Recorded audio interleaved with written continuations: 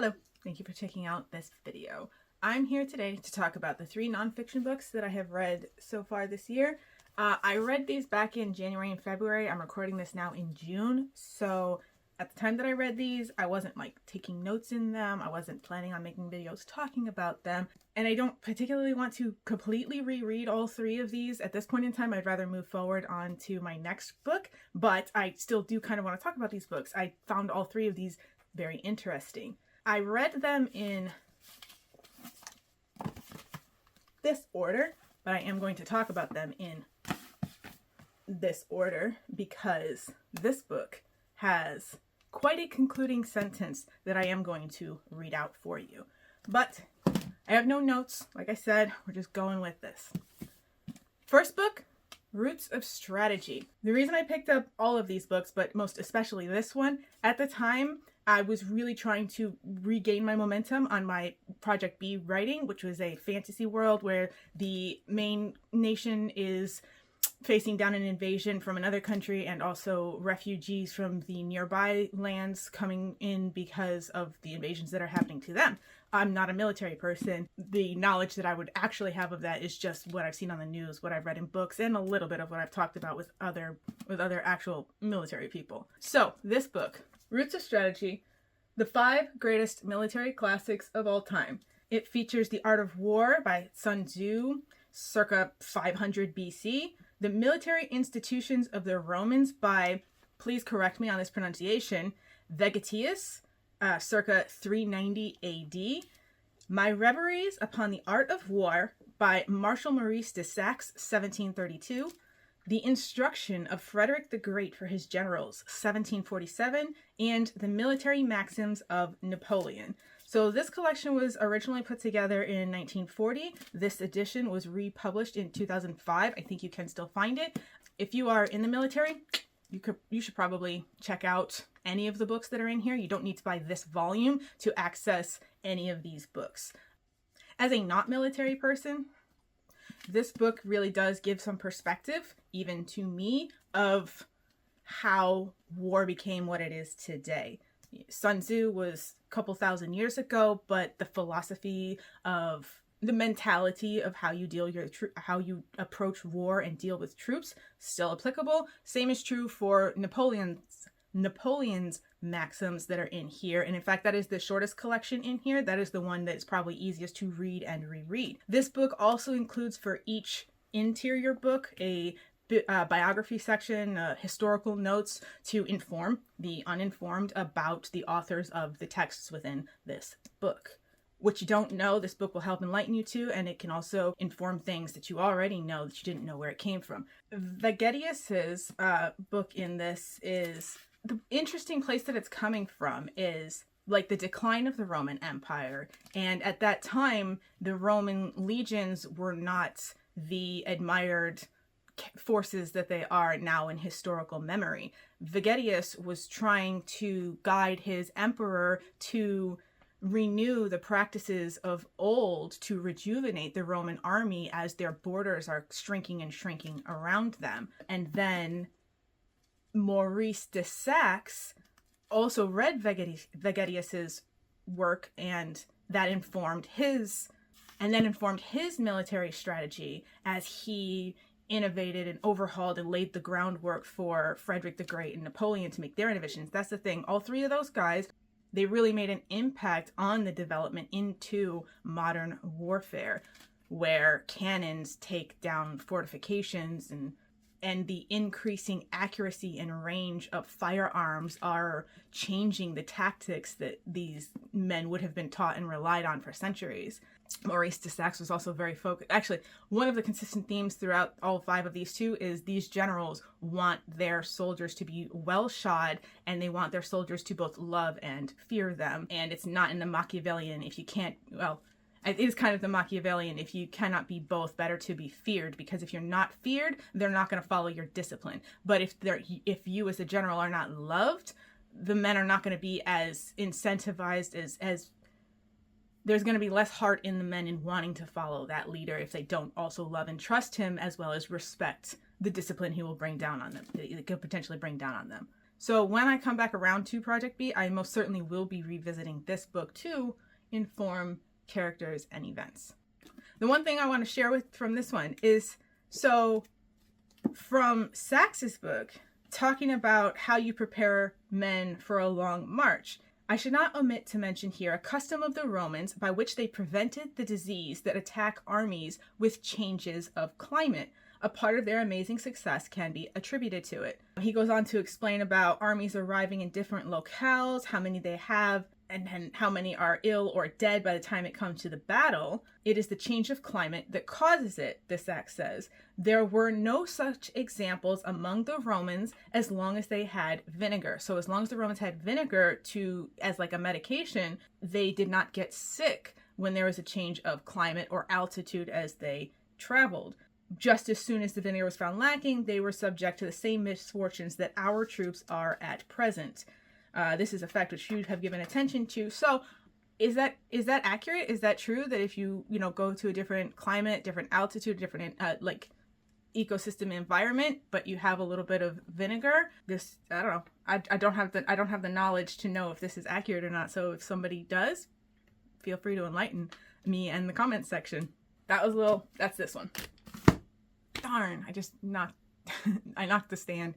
I'm gonna leave it where it is, hopefully.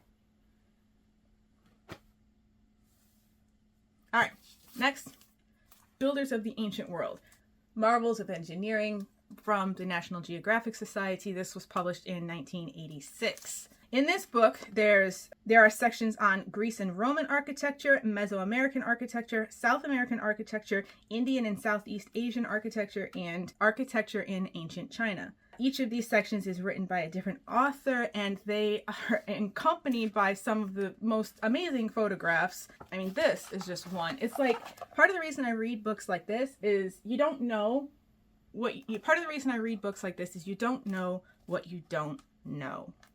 But also, in reading the older books, this one is not particular. I'm not an archaeologist. I'm not an architect. I don't actually study ancient cultures, so I don't have a deep reservoir of specified education to know how accurate the theories and information presented in this book are compared to perhaps more recent research. This book is 40 years old.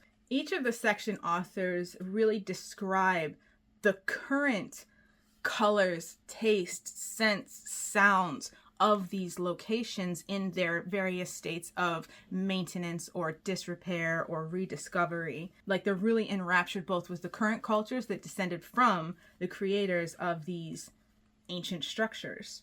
And I think that's the main thing. So the book is really focused on what did they build? How did they build it? How perhaps is their building technique compared to another culture's building technique? Why did they build it? What was the purpose for it? Whether it's a theory because we don't have any evidence, or whether we do have evidence because the cultures are still thriving and existing today. Yep. This is the kind of book that inspires you to want to travel if you don't already have that urge. Yeah, I know I showed this before, but I don't. So I really don't know how well that shows up on camera, just the intricacies in these carvings. And then there's another one that's just insane. So this one is bright filmy saris warm the cool marble geometry of Tajapala Temple on Mount Abu, famed for its intricate carving. Built in the 13th century, this is the shrine of Neminatha, one of 24 holy teachers of Jainism who have conquered earthly passions and attained perfect knowledge. And there's another one with this deeply detailed carvings of all these gods and deities, I believe. I know that's kind of the same word, but memories of a golden age crowd the abandoned temples of Khajuraho, a joyous cavalcade of gods and goddesses, warriors, animals, dancers, ravishing nymphs, couples in passionate embrace. In the 10th and 11th centuries, Chandala Rajas endowed many temples here, of which a score remain.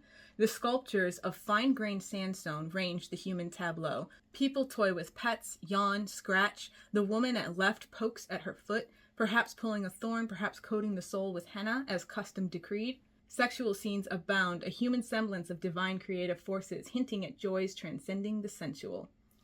Yeah, had no idea this existed, and this is just an amazing feat of human creation that is still to be seen. Okay, and then this one.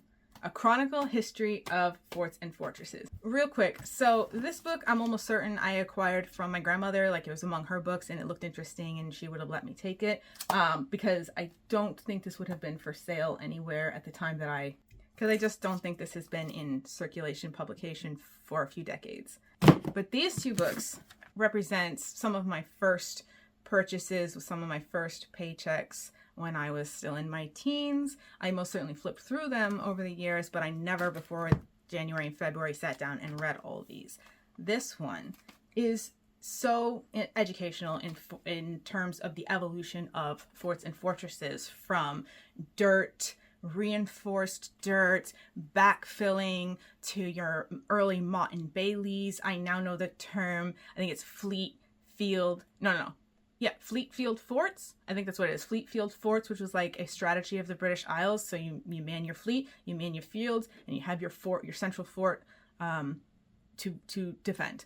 It's got that annoying thing where they've got all these insert sections and then these double or quadruple page spreads that interrupt the flow of the text that's already going. But it's all fascinating. I mean, it's ancient history.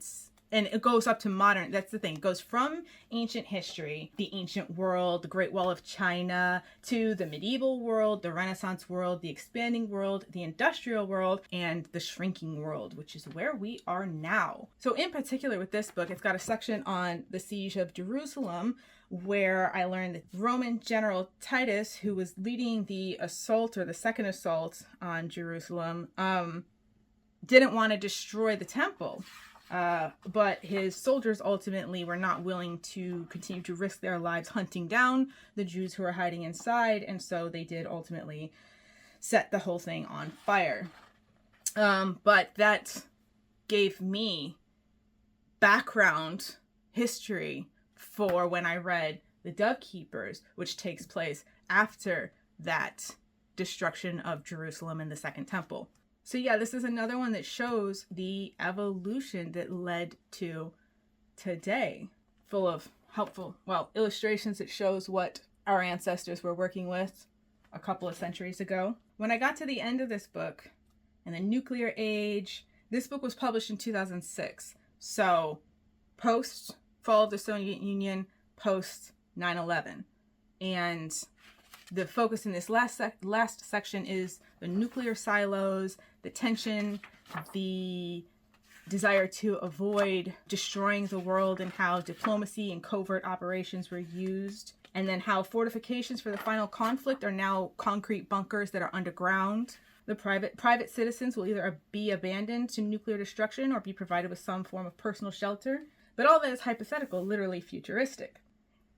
Throughout this book, I had this energy of the author really enjoyed his subject. This is another one that kind of is architecture, but it's also the human elements of what drives us to defend what drives us to defend a place, what we feel we need to protect, how far they'll go to destroy or to protect a location, a fortified location. But what it comes down to today is bullets and bombs can break down any walls that they take the time to do so with. It is ironic that at a time when such international obstacles between communist countries and the rest of the world seem to be diminishing in significance, all government agencies, even military organizations, are having to fortify their buildings against invasion by their own disgruntled subjects. External walls are fringed with barbed wire, windows are made of armored glass or completely blocked off by steel shutters. Unseen eyes inspect the interloper. Electronic devices frisk his person. Turnstile portcullises only operate after the computer has accepted the correct plastic card key password. Everywhere there are guards, some discreetly and some openly armed. This atmosphere of apprehension, this anticipation of intrusion, has now spread to private citizens in virtually all countries. Their homes can be protected with all the close-range devices of modern siege warfare. In fact, many people are in danger of developing a siege mentality verging on paranoia. It is another curious irony that at a time when humankind can leave behind the confines of this planet, when speedy communications have shrunk the globe into one indivisible world, people are nevertheless turning in upon themselves. Governmental emphasis on personal security tends to foster suspicion of the stranger, contempt for the foreigner, fear of the alien, and resentment of the tourist. The world is shrinking. Homes and minds are being barred against the outsider and his ideas. And that's how this book ends. After going through all the physical barriers that people put up to protect their lives, it ends with, and now you're in a mental trap. We're in this surveillance state. We all know we are. But it came from just wanting to survive against violent forces. I enjoyed reading all three of these books. I'm quite sure I will go back and reread them, either just for the enjoyment of it or when I'm trying to pick up on either Project B or another fantasy-based project that involves war and conflict. Thank you very much for taking the time to check out this video. I will be back soon talking about the fiction books that I have read over the last couple of months, and I hope to see you there.